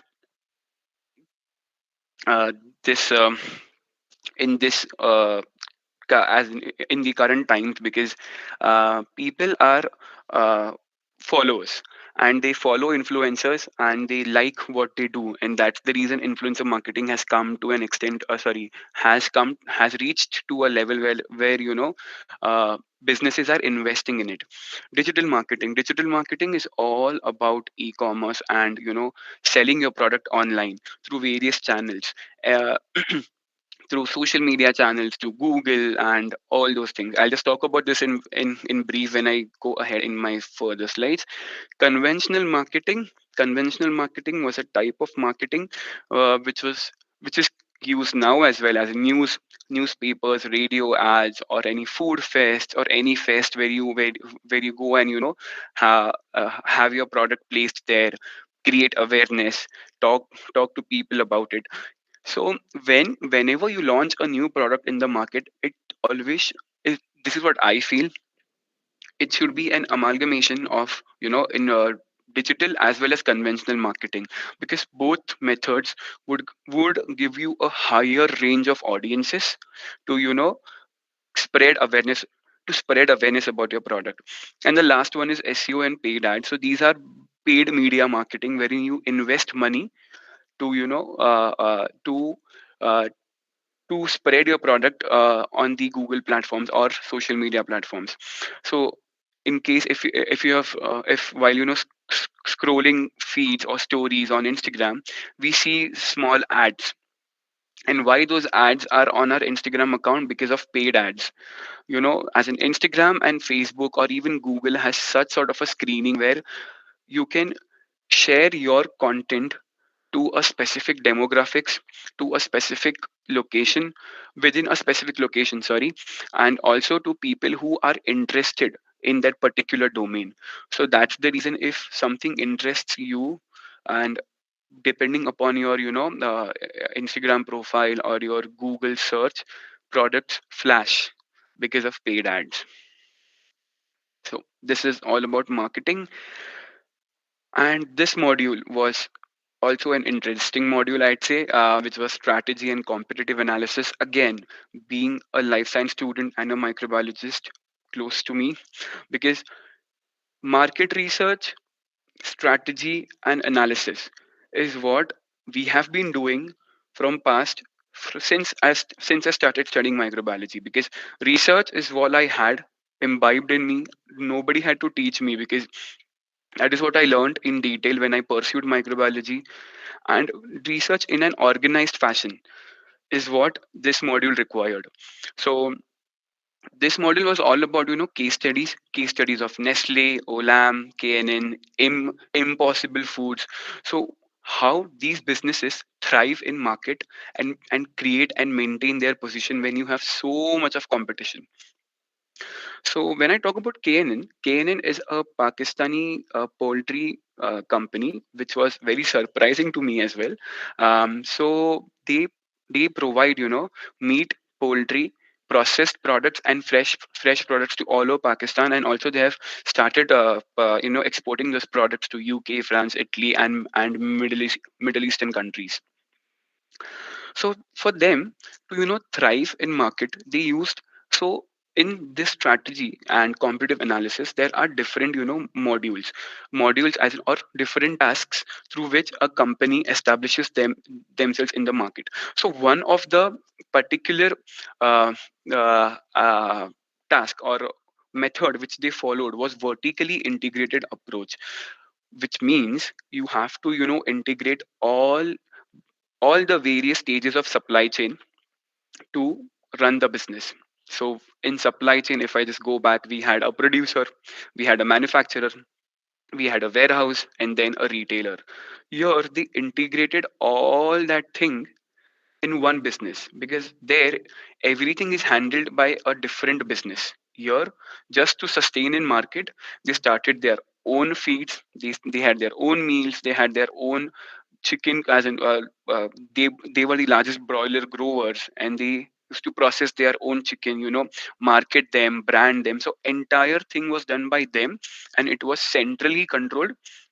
That's how they could control entire supply chain, maintain the quality, and even they used to demonstrate that how do we clean our meat, because there in Islam there are different ways of cleaning meat, and that is what appreciated by most of the Middle Eastern countries. Those techniques helped them to establish themselves in the market and go international. So this module was all about how these major companies has worked in past and established themselves in their own country and in international markets. One more thing, I'll just give you an example about Nestle. So Nestle is a very known brand to us, and how they work is they work by a method named as mergers and acquisitions. What do you mean by mergers and acquisitions? Is they acquire small businesses, merge with businesses, and that's how they leap they sell them as their product. Nestle Maggie. So Maggie was not designed by or developed by Nestle, but Nestle later acquired Maggie as a brand.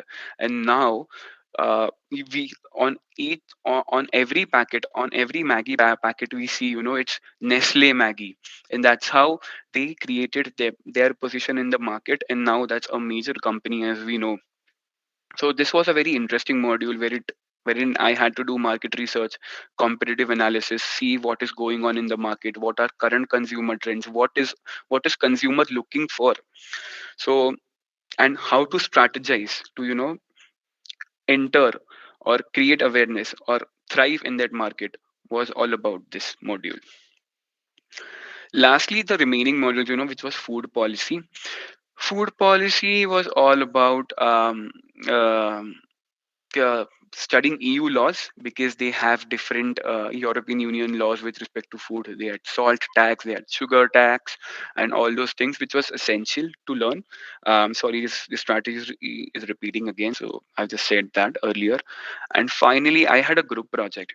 So when I talk about group project, so which was we were we were allowed to work with an Irish startup. Sorry, I cannot disclose the name because I'm not allowed to.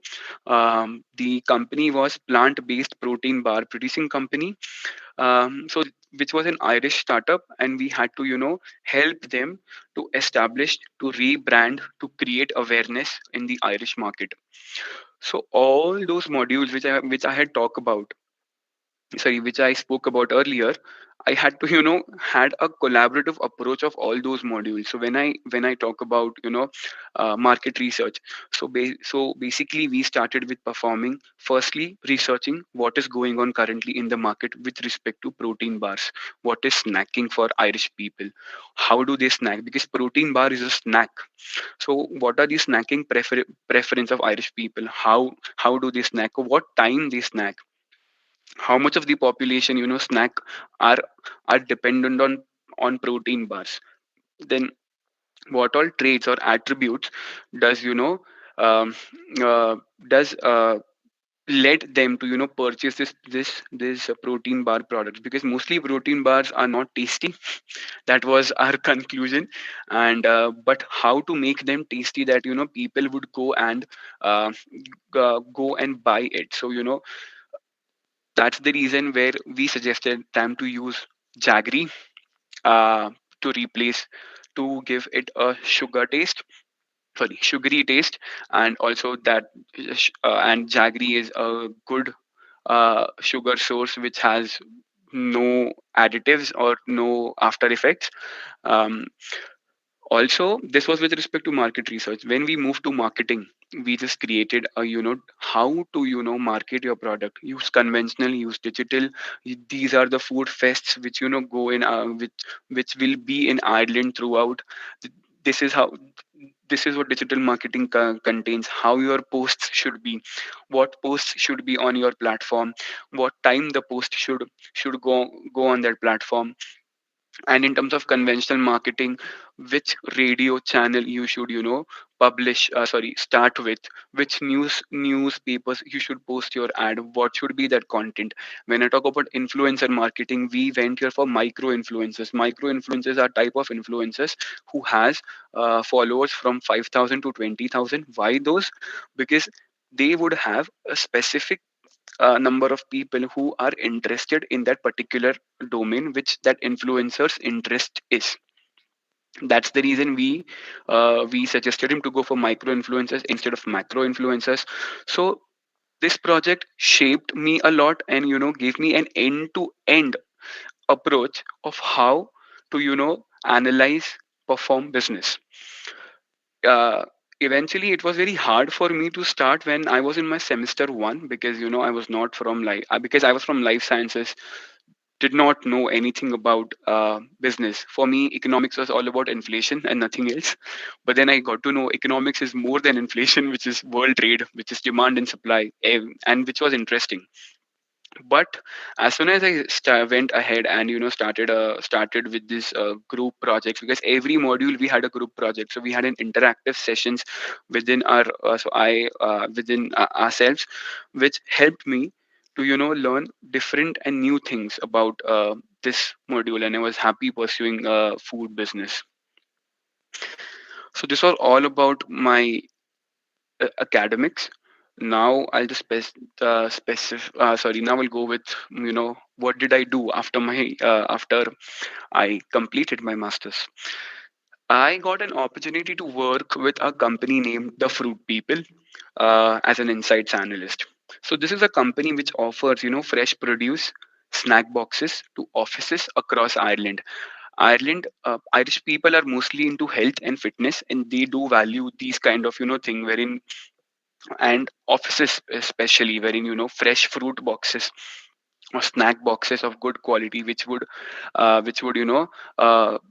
create create awareness about your health, and people would eat healthy. That is what being appreciated a lot.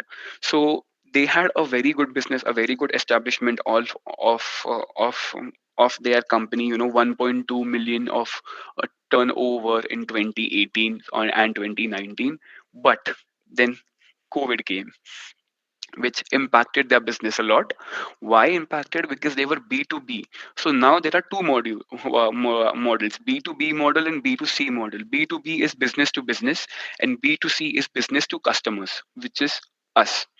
So they were B2B, and why they were B2B? Because they were, providing snack and fruit boxes to offices.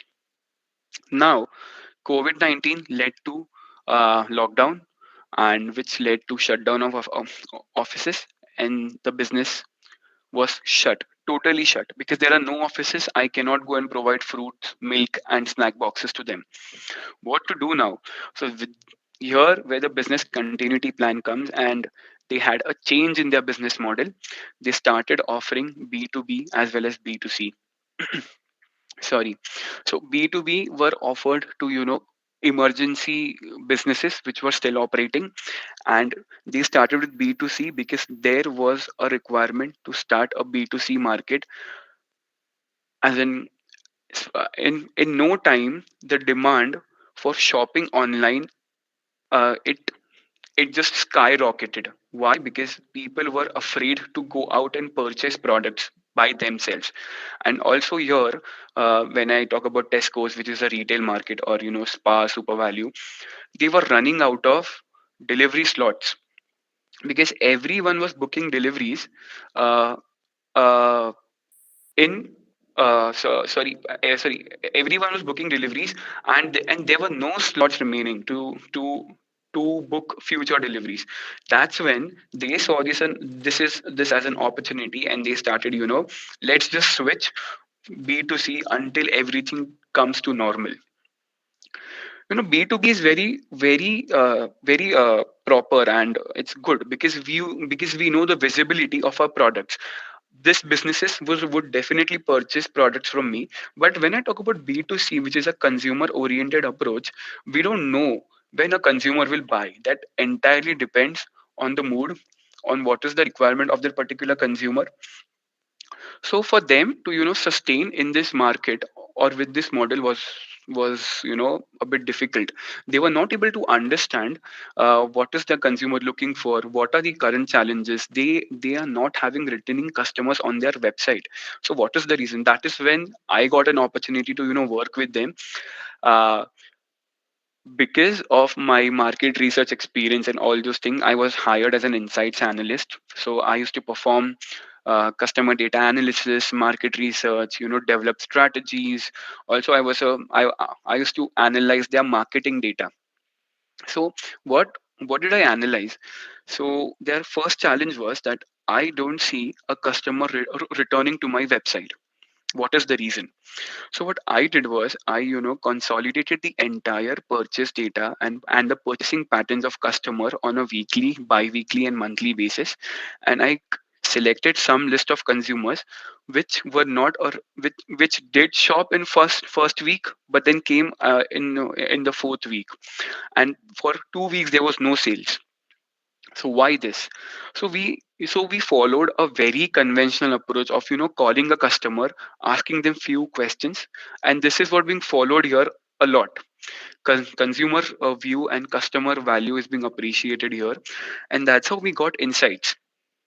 So insights were, uh, I don't see more Irish products, or I don't see any delivery slots with you guys.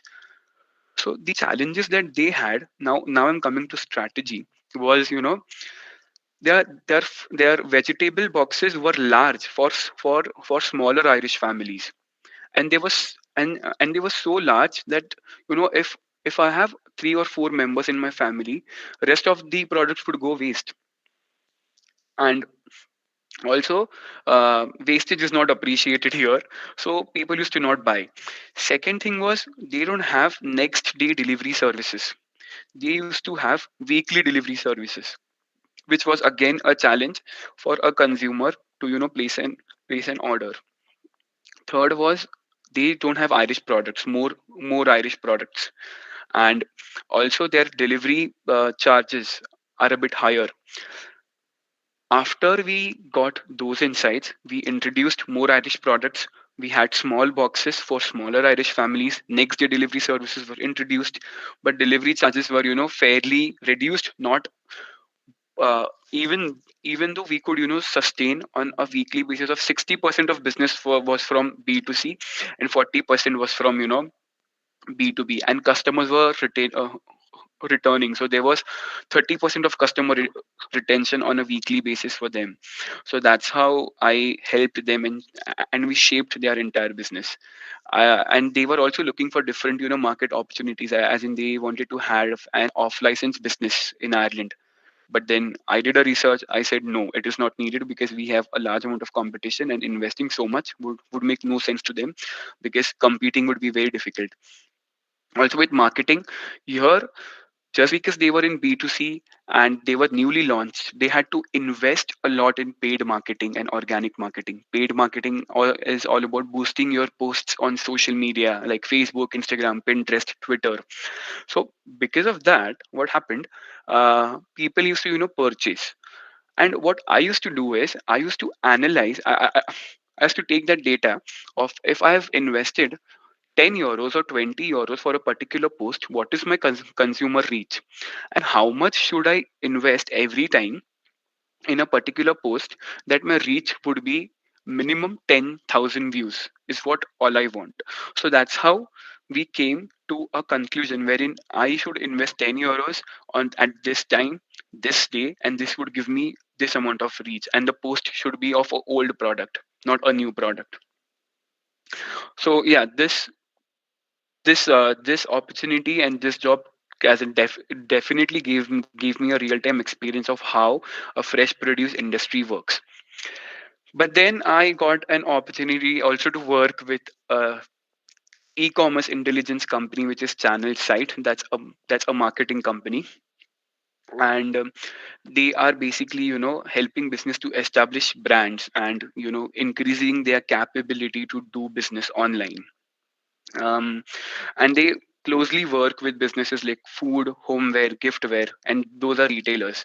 They help in website development, digital marketing, market research, inventory management. So I was hired to, perform market research, because that was my strong point. um, they had food businesses or food retailers, cafes.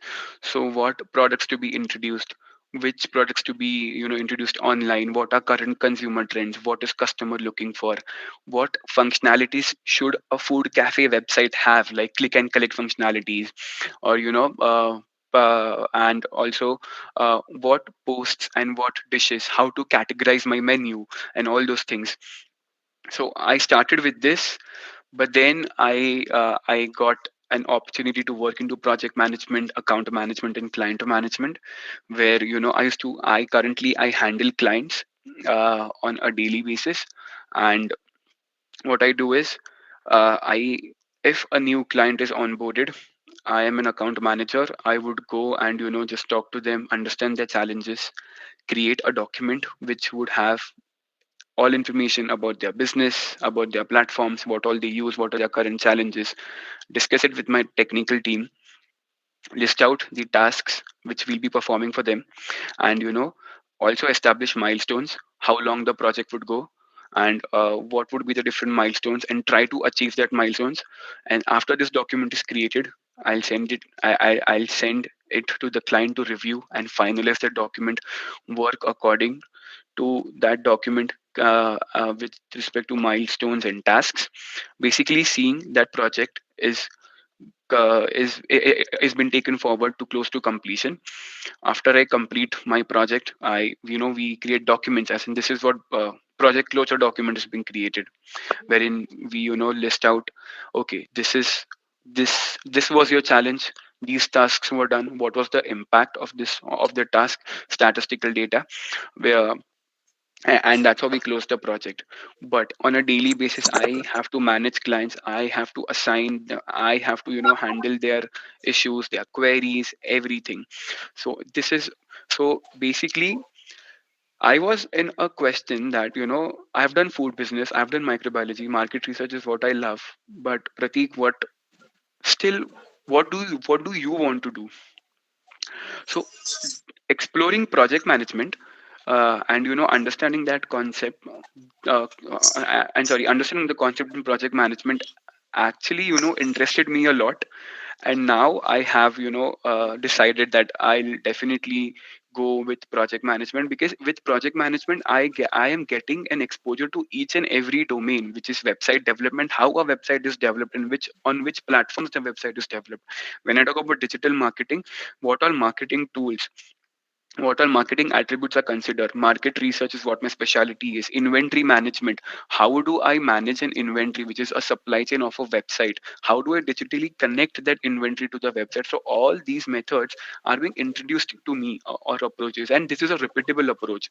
So my future goal is to again go back to a life science industry or a biotech industry, but into project management, because that's my domain. And I have a technical as well as a management experience, and that's the reason I feel I have an upper hand in terms of interacting with customers and putting up my points.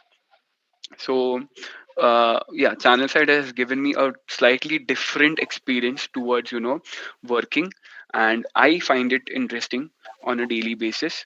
So yeah, and that's my last slide, references, and that's my LinkedIn page. If you guys want to connect, any questions or anything, I'm happy to answer. So yeah, thank you so much. Yeah, I'll just stop sharing now. Thank you very much, Pratik. That was really inspiring. And I think students have to learn that now we are in a stage where it is going to be an interdisciplinary world. You just can't remain confined to your subject. You have to incorporate other subjects within you. As a microbiologist, you have to have a little bit of chemistry in you, you have to have a little bit of economics in you, you have to have a little bit of commerce in you, because you just can't stay with one subject. The world has become, we have gone global. And I think we as students and academicians, we also have to get all these things within us. Um, Thank you. Yeah, I would actually. Yeah, I have just one question for you. Yes, Uh, ma'am. Go ahead. Pratik, we get something called as the veg meat nowadays in the market. Mm-hmm. That is the vegan meat, or what is Correct. it actually? So vegan meat is basically a plant-based alternative of meat, wherein people who are turning healthy or avoiding dairy products complete no to dairy and meat products. So they use this soy protein or soy products, or I don't know the actual composition, but it is plant-based, and they give it that taste and appearance, try to mimic what meat is, and attract consumers. That's how vegan, that is the concept of vegan meat. I have not tried it, to be honest, but then yeah, this is what being trending nowadays. Pratik, I want to add in the question which is asked by Professor Naik Madam. Soya chunks are there. Mm-hmm, correct. Soya chunks, if you take, I was also vegetarian, but during pandemic period, I have tasted most of the things. So soya chunks are there. If you take soya chunks and if you make curry of that, it is as good as meat.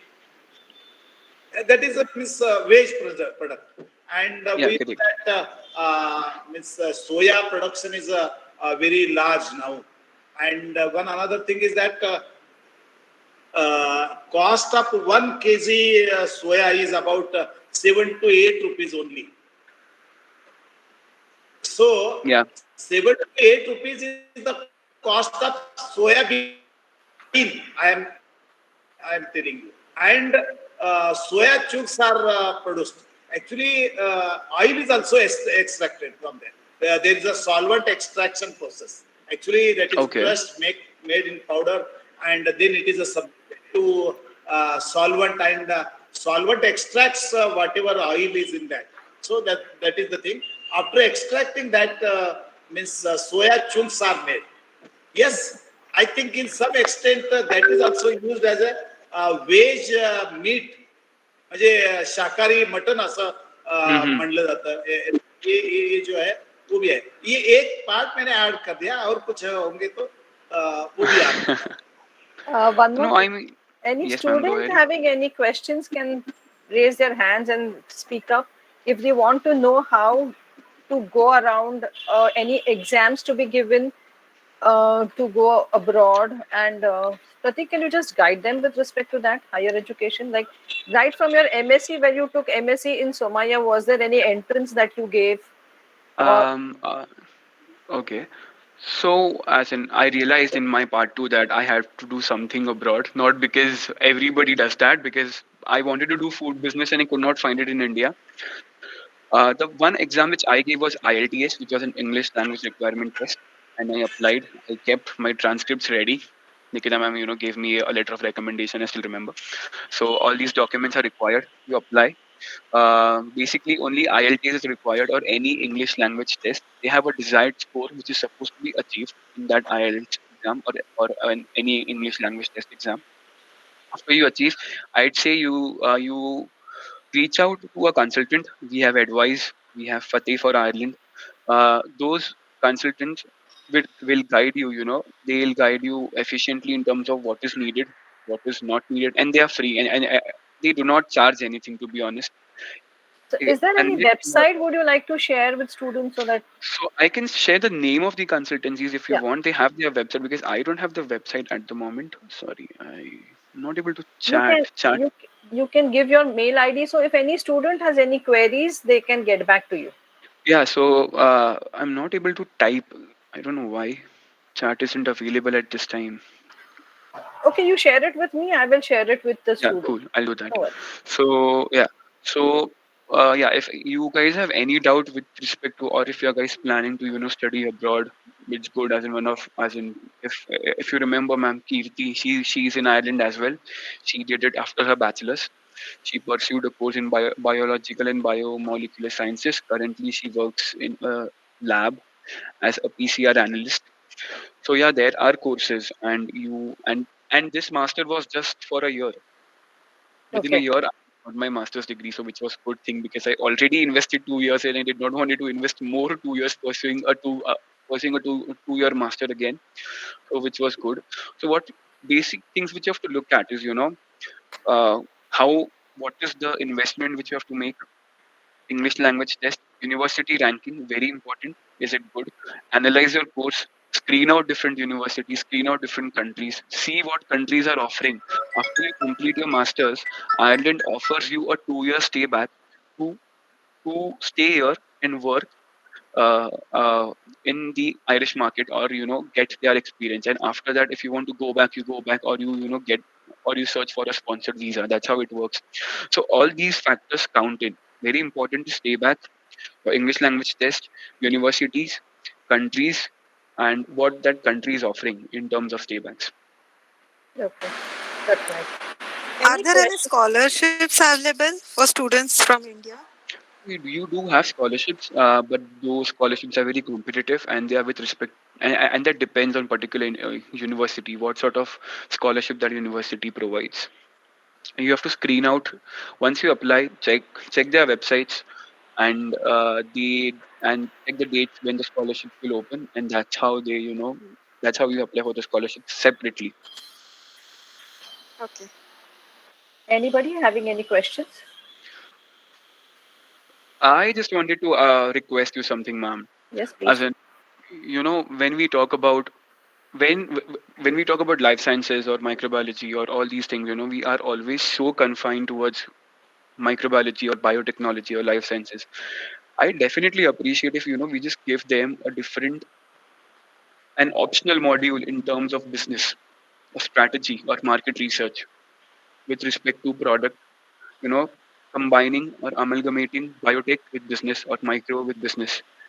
That would give them a different opportunity to look when they go out and get into business work. Yeah, yeah. Actually, with the new, we have now formed a new university. So we have this academic liberties to, change our course structure. And we have taken a step towards it. because initially we had something like FC, what was foundation course. I think now the foundations are quite strong, so students need to know more about what skill sets they need when they go outside. So we have started with what is called as a skill-based enhancement course as one of the paper. Eventually, we'll make that paper more open, and they will try to integrate business, marketing, entrepreneurship also with it, so that Yeah, students step, they get an exposure to other than the laboratory, that is, rather than remaining confined to the laboratories, they move out and see the world outside, because that is the reality. yeah, exactly. That'll definitely help them a lot. Nice. You all are very much sheltered and protected when you are in college. 3 years, ma'am gives notes, you prepare yours, give your exams, and that your world ends there. But there is a different world waiting for you outside after your 3 years.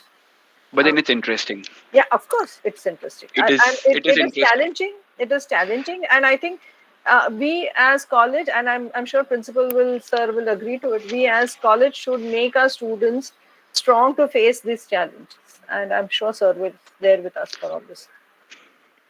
Yeah, yeah, yeah. Uh, Okay, so yeah, you've got to say something. no, that's all from my side. Thanks. I think we are towards the end. Before we end the session, I would like to say that the feedback forms are being, the link for the feedback form is in the chat box. Students are required to fill in the feedback forms and give their opinions, because that will help us to take the next step. And I'm sure your valuable inputs will help us to design more such webinars ahead, with our principal sir's support, who's always energetic and enthusiastic to give unconditional support. We will be able to do that. With that, I request Anjali to present the vote of thanks. One more thing, the link is active only till 3 o'clock. Yeah, So try to fill. the feedback link is active till 3 p.m. We want your valuable feedbacks, not for the certificate, but we want your feedback so that we can have some inputs from your side to make it better one next time. Thank you, everybody. I That will request benefit you all. Anjali to give the vote of thanks. Yes. Greetings to our most valued invited guest, Mr. Pratik Garg and Mr. Vijay Pachpute, and respected Principal Mr. Helave Reddy sir, and the Head of Department, Dr. Nikita ma'am, and our professor, dignitaries, our microbiologist enthusiasts, and to all our beautiful participants. So I, Anjali's sister, deem it a great honor and privilege to propose this vote of thanks on this online event, Micromania. And first and foremost, I thank you, our principal, Dr. Helavi Reddy, sir, for his unconditional support and guidance in making this event happen. So, and also on behalf of Department and Microbiology and the entire Elphinstone College, and here together and on my own behalf, extend a heartfelt vote of thanks to Mr. Pratik Garg, who is a business analyst at Channel Site and e-commerce intelligence in Dublin, Ireland, and who offers time zone difference and busy schedules in giving us a valuable time and sharing with us his journey from microbiology to food business, and letting us all the microbiology enthusiasts to think outside the box today. So, and I'm sure that it has given new ideas, hopes, and to a new plans to our future microbiologists like me, who is interested in food microbiology. So. He also being alumni of Elphinstone College of our microbiology department could connect easily with we students with all our inspired by your guest words and journey, sir. So we can conclude this delightful event thoroughly and educational and informative. I thank all of my classmates, professor, and all the participants for their valuable time and cooperation and to support that this event becomes a resounding success. So once again, I thank you for all of your attention. Thank you. Thank And you. also, yes, thank you, ma'am. Thank you, Principal Sir. Thank you, Bhavna Madam. All my colleagues. Very Thank, nice. thank you. Congratulations, Thank madam. you. Yeah. Thank you, Pratik. In spite of the time zone difference, I know I had to wake you up. I'm so sorry for that again. That's the teacher. So teacher will always remain a teacher. Thank you, Pratik. Thank you so much. Thank you so much Thank for you. having me here. Have a good day, everyone, and a nice week. Yeah. Thank you. Thank you, sir. Yeah. Okay. Bye. Bye. Please fill the feedback forms. Yeah. Thank you, sir.